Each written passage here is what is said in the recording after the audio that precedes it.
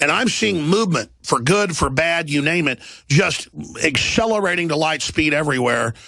And this is a time when good people can get involved and really change history. The world has been unfrozen and put into a type of flux where it's being remolded. But if we understand that we can change things and we can get involved and we can actually control our destiny, then we can change the world. But if we believe that we're just passive spectators, it's game over. So I threw out a lot there. What's happening geopolitically? Why are things moving so quick for Mr. Steele? There's so much to cover here. What do you want to hit first? I am putting together a nonpartisan movement called Open Power. And the tiny URL / is Open Power, and that'll get people right to the book and the blog and the documents. Here's the bottom line, Alex. 60% of the American voters are disenfranchised. It might even be as high as 80%. Out of 319 million in the total population, 240 are eligible to vote. In 2012, 110 million voted. And the reality is that once they vote, and they're generally told how to vote by the 42 billionaires, Congress forgets about us. So what I want to do is bring together the Constitution, Green, Libertarian, Reform parties, and the independents. And I want to create a non-party ticket. And this is not no labels or Americans elect. Those were good ideas badly executed. Basically, my dream candidate is Agnes King as an independent with Jill Stein as a vice president from the Green Party. Gary Johnson running a new thing called the Governor's Council. And everybody else on a cabinet that's announced in advance. We have 4 planks. Electoral reform in 2015, remobilizing Occupy to occupy the lawns and offices of a very lazy, corrupt Congress when it comes home on its summer recess. Eliminate all taxes, all income taxes, and institute Edgar Feige's automated payment transaction tax. Change the law so that you cannot be eligible to run in the general election unless you first appoint your cabinet and have cabinet level debate so the public can see what it's buying. And last but not least, I believe we absolutely must get to a balanced budget, but that's a balanced budget that has to be formulated by a coalition cabinet transparently in front of the public.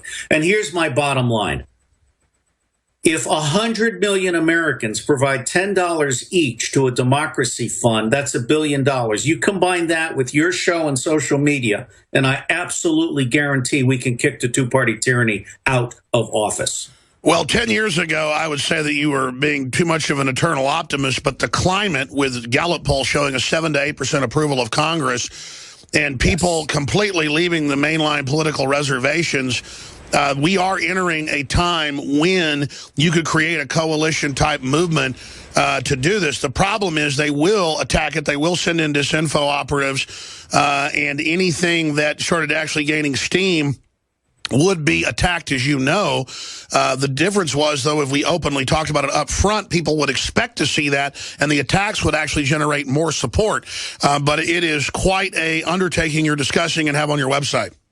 Well, Alex, I put a small Kindle book up at Amazon, and it hit number 8 in civics. And I opened the book with the YouTube from Eric Liu on what citizens need to know about power. That's the most powerful 17-minute YouTube I've seen in my 3 years of life. I will tell you without any qualification whatsoever, if the independents, Greens, and Libertarians are willing to put aside their obsession with individual issues and come together on the one thing that we can all rally around, electoral reform, I absolutely guarantee I can deliver the U.S. government back to the U.S. public. Well, let's expand on that, specifically from your training in the CIA or specifically your training in business. From your research and live experience, why are you certain that that could be done? Well, Alex, the internet really has made a difference. I mean, I'm a huge admirer of Micah Sifry's new book, The Big Disconnect, Why the Internet Hasn't Fixed Politics Yet. And Micah makes a core point, which is that all of the activists today are as fragmented as the activists were in the 1960s when CIA and the Atlantic Council and the Ford and Rockefeller Foundations, they were basically throwing out a lot of money in order to divide and conquer. And we are divided and conquered today. The think tanks in Washington are largely worthless because they're all chasing after bits of money that will keep them in line. The reason I'm certain is that we are now starting to see some revolutionary moments. And I've posted the most popular graphic on my website is called Graphic Preconditions of Revolution in the USA Today. I did my 1976, my first graduate thesis on predicting revolution. And I'll tell you what, hold it there, because this is so important. You're talking about flashpoints, catalysts, triggered events. We'll get that graphic from your site, put it on screen for TV viewers. We'll direct folks to the website if they're radio listeners. But there are catalysts, and the system may try to launch its own catalyst ahead of time to detonate a false revolution to stop our revolution. So I want to ask you about that as well. This subject could not be more important. Stay with us. So trigger events, catalyst, and the establishment knows we've reached this tipping point. I think they'll try to trigger a fake thing like the Arab Spring and then have it led in the vacuum by a bunch of miscreants. That's my concern, is they'll use it as a socialist or communist revolution, not a free market revolution that you and others are promoting. You've got the floor, Mr. Steele. Break down exactly what you're getting at here and the climate we're in right now. For me, the long and the short of it is that Mark Zuckerberg of Facebook, Joan Blades of MoveOn, and Jackie Salet of independentvoting.org have the power to bring together not just the former political candidates, but activists like myself and Eric Liu and Richard Wolff, whose book, Occupy the Economy, Confronting Capitalism, is extraordinary. Ralph Nader is also starting to come along. He has a new book out, Unstoppable. Sure, he's been on the show many times, and I want you to elaborate on that. But sure, Zuckerberg could help save the country, but instead, he's backing the Democratic Party establishment and censoring people. I mean, of course your plan would succeed if they put Zuckerberg, behind it. But I mean, that's like saying David Rockefeller is going to get behind it. Well, I've been talking to some people that write for Salon and a couple of other of these progressive rags. And what I'm starting to find out is that not only are the elites fragmenting, the 1% is actually fragmenting. You've got people doing conferences on inclusive capitalism, and they're talking about redemptive capitalism. That's code for stop the pitchforks. I can stop the pitchforks. No, you're right. You talked about in England just a few months ago. The Rothschilds are having those meetings. That's right. Now, what I'm also finding is that the progressives are fragmenting. The super smart people among the progressives are starting to understand. And Teresa Amato was an aide to Ralph Nader, and she wrote a wonderful book called Grand Illusion, The Myth of Voter Choice in a Two-Party Tyranny. And that's where I took the term from. The smartest progressives are starting to realize that Hillary Clinton doesn't have a hope in hell, and that the Democratic Party, as it is presently constituted, is, as I have on the cover of my book, one bird, two wings, same crap. Okay? Okay. So we really are starting to see the smart people converge from all sides.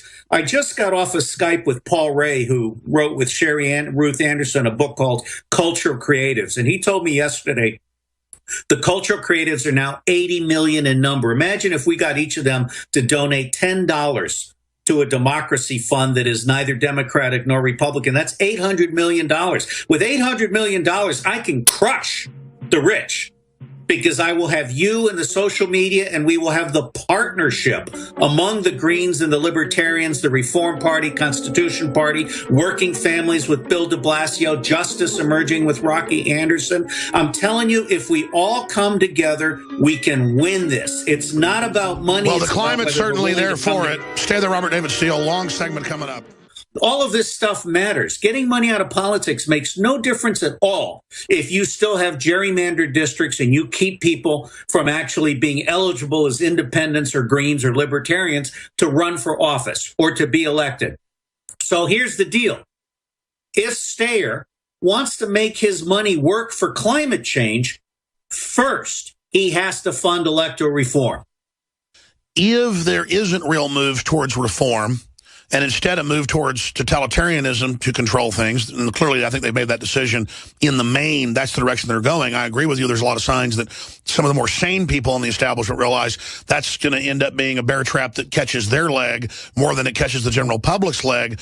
But where does this go as not just a field guy in the CIA and actual operations, but also as an analyst looking into that crystal ball? Where does the world go if we don't start reforming? The system is very close to imploding. It's unsustainable in its current form. And it might be able to elect another Manchurian candidate in 2016, but all indications are that by 2020, we have American populism back in power. So I'd rather not waste those 4 years. And if people will take a look at the Electoral Reform Act of 2015 and the open power concept, I believe that we can non-violently get us back on track. And my final phrase, there's nothing wrong with the United States of America that can't be fixed and fixed quick by restoring integrity to our electoral system and to our government. But the key to victory here is a series of electoral reform workshops around the country. The other half of this initiative, which is in my little booklet at Amazon, is the Open Source Activist Toolkit, which addresses Micah Sifry's very sound analysis, which is we have to learn how to share information and talk to each other. But I believe we can have an electoral reform summit in June, at which all of the prior political candidates, including Ralph Nader and Jesse Venturi and Cynthia McKinney and Carol Mosley Braun and so many others, Barbara Marks Hubbard, they all come forward and they all issue a statement of demand. Now, I really want to emphasize that these are not my ideas. When I ran for president in 2012, after getting Occupy briefed up on electoral reform, I was inundated with stakeholders coming to me. And so what I have done is I have aggregated the best ideas from across this country on electoral reform, and I have put these into a little booklet and a Kindle booklet, which will also be a Create Space next week, which basically is a starting point for national dialogue.